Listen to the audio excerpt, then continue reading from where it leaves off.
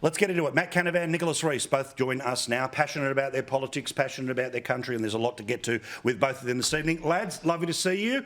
Let's get to this here, where a little opinion poll drops on Melbourne Cup afternoon. Shh, don't tell anyone. There's no story written about it in the Turnbull Times because there wasn't really a headline here, but it confirms exactly what Newspoll had told us a couple of days ago about how Grim Jim's dud budget was exactly a dud. Remember, these are people talking to the Turnbull Times, The Guardian, that literally yesterday had a woman in Hobart tell the story of how she has to go to bed early. She pulls the curtains early because of electricity prices. They're going up by 50%, but her wages aren't. Have a look at these for some polls though, lads, which is, the budget will place unnecessary burdens on future generations. 53%!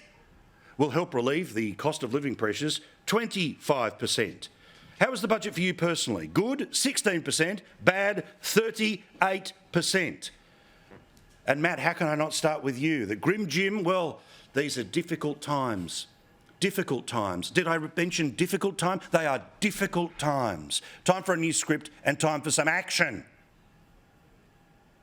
Well, the budget was a shocker, Paul, and the Australian people didn't elect a government to hold their hand.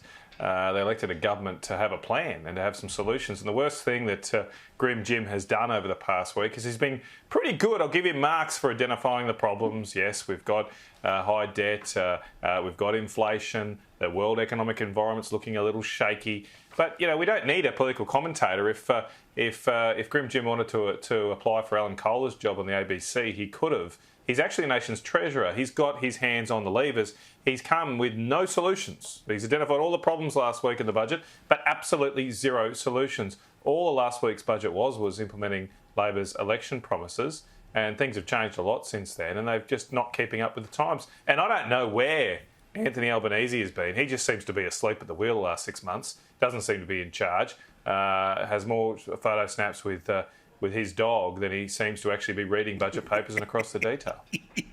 Correct.